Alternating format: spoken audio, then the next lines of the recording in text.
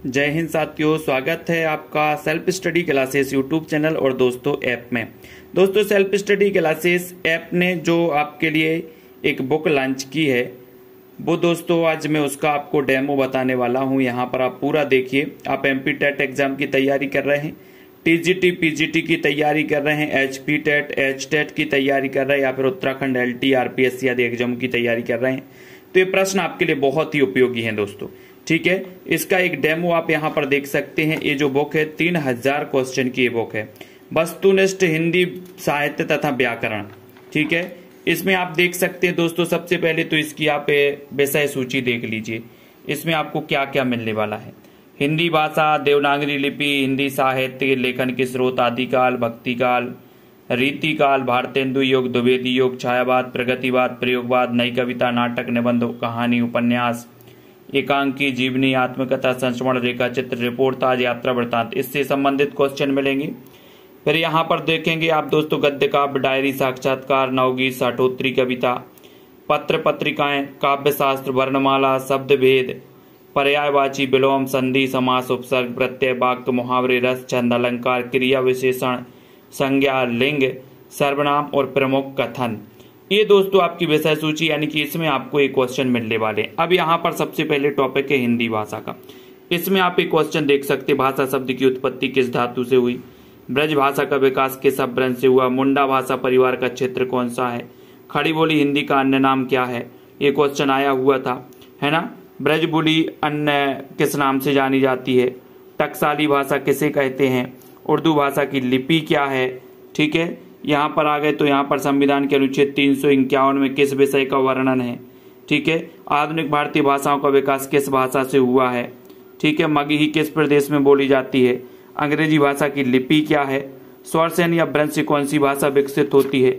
उसके बाद और भी हिंदी भाषा से संबंधित यहाँ देखो, ईरखा को खड़ी बोली में क्या कहते हैं।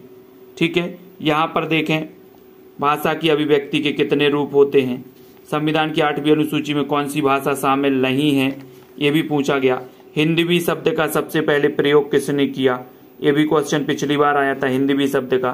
ठीक है, उसके बाद यहाँ पर देखें मगही, भारत में हिंदी भाषा को आप किस भाषा परिवार में रहेंगे। ठीक है, यहाँ पर आते हैं वर्तमान हिंदी का प्रचलित रूप क्या है, दिल्ली मेरठ के आसपास बोले जाने वाली भाषा कौन सी है।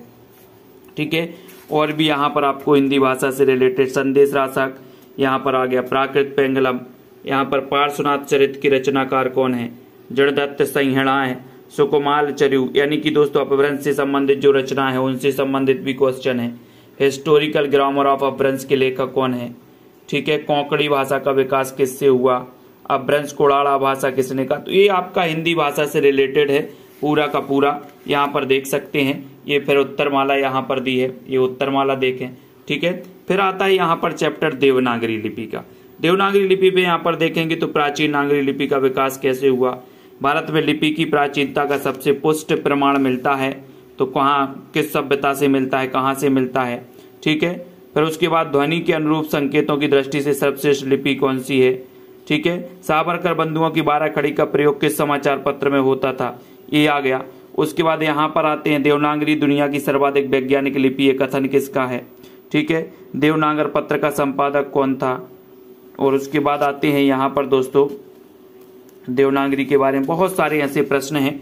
यहाँ पर देखें किस विद्वान ने देवनागरी लिपि के स्थान पर रोमन लिपि स्वीकार करने का सुझाव दिया था, पंजाबी की लिपि क्या है, कोंकणी भाषा की लिपि क्या है। ठीक है, ये आपकी दोस्तों देवनागरी लिपि से संबंधित क्वेश्चन है। फिर यहाँ पर अपन देखें हिंदी साहित्य इतिहास लेखन के स्रोत, यहाँ पर स्रोत आ जाएंगे। ठीक है, यहाँ पर भक्तमाल के रचनाकार कौन है, दिया है भक्तमाल। फिर मिश्र बंधु विनोद में कितने कवियों का उल्लेख है। ठीक है, यहाँ पर देखें तो हिंदी साहित्य का आलोचनात्मक इतिहास के लेखक कौन है। ठीक है, रामकुमार वर्मा ने संधि काल का समय क्या माना है। फिर देखें यहाँ पर तो Hindi Kovid Ratnamala, the modern vernacular literature of Hindi साहित्य इतिहास ग्रंथ के लेखक का नाम बताइए। ठीक है, तो यहाँ पर देखते जाइए। अब दोस्तों ये उत्तरमाला हिंदी साहित्य इतिहास लेखन के स्रोत की। फिर यहाँ पर आता है आदिकाल। आदिकाल के क्वेश्चन है, आदिकाल को आरंभिक काल किसने कहा, आदिकाल को चारण काल किसने कहा, किस शैली में किस शैली का प्रयोग किया गया। ठीक है, आला किस ऋतु में गाया जाता है, आला। ठीक है, श्राप का रचना का है, मती से रूट कर बीसल देव कहाँ चले गए। यहाँ पर देखते हैं कि उपनिषद की रचना कौन है, पर्व पर किसकी रचना है, काल की दृष्टि से पुराने कवि हैं, किस ग्रंथ में चंद्रवरदाई को छप्पयों का कहा जाता है। ठीक है, उसके बाद बोध की रचना है। फिर यहाँ पे तो ज्ञान निर्णय, कौल निर्णय की रचना कौन है। भक्ति काल और भक्ति काल के स्वर्णिम कड़ी किस कवि को जाता है, किसे कहा है दोस्तों, है ना, किस ताप से कवि बने हैं, पूछा गया। 63 सलाह का पुरुषों का वर्णन किस ग्रंथ में मिलता है, 63 उसके बाद यहाँ पर आते सिद्ध की भाषा संधा नाम किसने, है ना। यहाँ पर व्याकरण ग्रंथ कौन है, व्याकरण कौन सा, परलेख ग्रंथ कौन सा है, चर्या रचना कौन है, आदि। ठीक है, काल की उत्तर में दोस्तों यहाँ देखो गद्य पद्य मिश्रित चंबा शुक्रकार कौन है, किस। फिर यहाँ आता है भक्ति काल। ठीक है, भक्ति काल में अपन यहाँ पर इनको अगर तो यहाँ आते हैं तो ए तुलसी को चलता फिरता तरु ने कहा नाम था तुलसीदास। ये भक्ति काल है, भक्ति काल। और उसके बाद दोस्तों यहाँ पर धीरे धीरे ये रेती काल आता है। तो ये टॉपिक को प्रयोग आ गया। प्रयोग में यहाँ देवता का जनक कौन है, नई कविता का सबसे प्रयोग किसने, तक से संबंधित थी, सुमन प्रपद किसका पर्याय है, इस प्रकार के क्वेश्चन आएंगे। ठीक है, फिर दोस्तों इसकी यहाँ पर उत्तरमाला।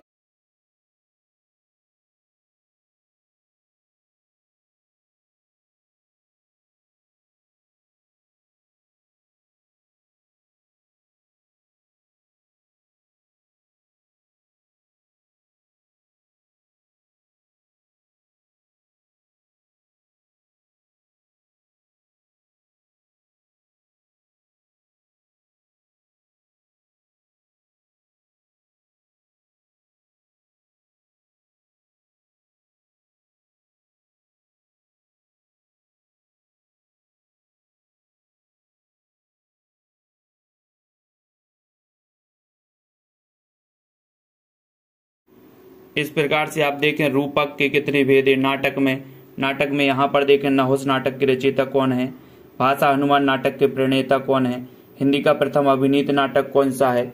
यहाँ पर आया तो यहाँ पर वह कथांश जिसे रंगमंच के कुछ चुने हुए पात्र ही सुन सकें उसे क्या कहते हैं।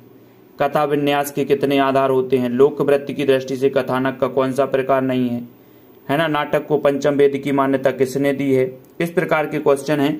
आह वेदना मिली विदाई गीत किस नाटक में दोस्तों ये पंक्ति है, ताप्ता संवरण की रचयिता कौन है। तो ये नाटक से संबंधित है। फिर यहाँ पर ये निबंध आ गया। निबंध में देखें रामचंद्र शुक्ल ने हिंदी का प्रथम निबंधकार माना है। ठलुआ के लब निबंध किसका है, अमीर राधे गरीब राधे, राम का मुकुट भींग रहा है, आत्मने पद, प्रगति और परंपरा, चीड़ों पर चांदनी, ये निबंध किसका है। उसके बाद राम जी की चीटी, राम जी का शेर। ठीक है, कहानी की बात करें तो जयशंकर प्रसाद की कहानी दोस्तों प्रथम ये पूरी दुखबा में कासे कहूं मोरी सजनी, ये कहानी हो गए। ठीक है, उसके बाद यहाँ पर उपन्यास देखो, उपन्यास को मराठी में क्या कहते हैं, ठेठ हिंदी का ठाठ उपन्यास किसका है, ये आ गए। एकांकी में देखो, एकांकी तो ये पूरा क्रमबद्ध है दोस्तों। यहाँ पर आप देख सकते हैं संस्मरण है, गद्य काव्य है। ठीक है, और यहाँ पर दोस्तों आपका काव्य शास्त्र के क्वेश्चन भी इसमें रखे गए हैं। एक काव्य शास्त्र के भी पूरे 150 क्वेश्चन है इसमें। देखो, भारतीय काव्य शास्त्र का प्राचीनतम ग्रंथ कौन से, काव्य को 14 विधाओं का आधार किसने माना, शब्दार्थौ सहितौ काव्यम, शब्दार्थ शरीरम तावत्य काव्यम, वाक्यम रसात्मकम काव्यम, ये आप देख सकते हैं। उसके बाद यहाँ पर देख सकते हैं हालावाद के प्रवर्तक कौन है। ठीक है, शब्दार्थौ सहितौ काव्यम, गद्यम पद्यम चतुर्दश। ठीक है, इसको याद करना। नई समीक्षा शब्द का सबसे पहले प्रयोग किसने किया। ठीक है, यहाँ पर काव्य में त्रासदी, ये भी अपन को करना है। उसके बाद यहाँ पर आते हैं, यहाँ पर देखते हैं काव्य आत्माभिव्यक्ति है, कथन किसका है। ठीक है, छंदमाला किसकी रचना है, छप्पई के प्रथम 4 चरण में छंद होते हैं, व्यंजना शब्द शक्ति के कितने भेद होते हैं, काव्य शास्त्र के अनुसार शब्द में अर्थ कितने प्रकार से लिया जाता है, यहाँ पर देख सकते हैं। ठीक है, तो टोटल मार्क के 150 क्वेश्चन काव्य शास्त्र के भी हैं। फिर वर्णमाला के भी हैं दोस्तों, पूरे वर्णमाला। ठीक है, यहाँ पर देखें पर्यायवाची देखो, बादल का पर्यायवाची शब्द है नहीं है, मोर का पर्यायवाची इनमें से क्या है, महाश्वेता किसका पर्यायवाची है। ठीक है, उसके बाद तोय देखो, तोय कुतुबन के गुरु का नाम क्या है, अश्व, है ना। इस प्रकार से नीरस का विलोम धनवान, दक्षिण का विलोम क्या है। ठीक है, इस प्रकार से यहाँ पर देखो पाश्चात्य का विलोम क्या है, यश का सही विलोम अर्वाचीन, परोस का, उत्थान का, सुसुप्ति, रिजु का विलोम क्या है, हर्ष का विलोम क्या है। ठीक है, यहाँ पर आते हैं तो जंगम का विलोम है जंगम, साहचार, अंतर्मुखी का आविर्भाव, श्री गणेश, पुष्ट। ठीक है, उद्धत शब्द का विलोम क्या है, स्थावर का विलोम क्या है। इस प्रकार से क्वेश्चन, विलोम शब्द से संबंधित क्वेश्चन है, ठीक है। और यहाँ पर देखें उपसर्ग है, उपसर्ग से रिलेटेड क्वेश्चन है दोस्तों यहाँ पर, ठीक है। रस संबंधी प्रश्न है, रस संबंधी भरत मुनि ने रस के कितने भेद माने हैं, इस प्रकार से, ठीक है। तो और यहाँ पर देखें तो छंद संबंधी क्वेश्चन है, छंद की उत्तरमाला। ये पूरी की पूरी जो बुक है दोस्तों विशेषण टॉपिक वाइज पूरे के पूरे क्वेश्चन है। आप यहाँ पर देख सकते गुणवाचक विशेषण, ईमान का विशेषण क्या होगा, ठीक है। और दोस्तों सबसे बड़ी बात अंत में, इसके अंत में कथन है, कथन महत्वपूर्ण है। ये प्रमुख कथन यहाँ पर दिए गए हैं जी। रामचंद्र शुक्ल के प्रमुख कथन है, कबीर के निर्गुण पंथ का आधार भारतीय वेदांत और सूफियों का प्रेम तत्व है। इस प्रकार से कथन है यहाँ पर, केवल प्रेम लक्षण शक्ति का आधार करने के कारण कृष्ण भक्ति शाखा में अश्लीलत्व विलासिता की प्रवृत्ति जागृत हुई। कथन किसका है? रामचंद्र शुक्ल का कथन है, ठीक है। बहुत सारे कथन है, रामचंद्र शुक्ल के कथन है, भूषण के वीर रस से उद्गार सारी जनता हृदय की संपत्ति हुए, ठीक है। फिर यहाँ पर अपन देखें तो यहाँ पर भारतेंदु जी के कथन है, महावीर प्रसाद द्विवेदी अज्ञेय जी के कथन है, ठीक है। इसमें कथन भी महत्वपूर्ण कुछ कथन भी दिए हैं दोस्तों, ये कथन भी आप लोगों के लिए उपयोगी है, ठीक है। सो जिन भी साथियों को ये बुक मंगवाना है दोस्तों, आप सेल्फ स्टडी क्लासेस में संपर्क करना है 909699 ये 9091, ठीक है। की पूरी दोस्तों मंगवाने के लिए मंगवाना है आप 909691 पे आपको संपर्क करना है दोस्तों। मात्र 599 तो की ये पोस्ट के माध्यम 7 दिन में इंडिया में कहीं मंगवाते हैं, बहुत चुके हैं। आपको जब भी मंगवाना करें और ये जो बुक है ये आप अपने घर पर मंगवा सकते हैं, ठीक है।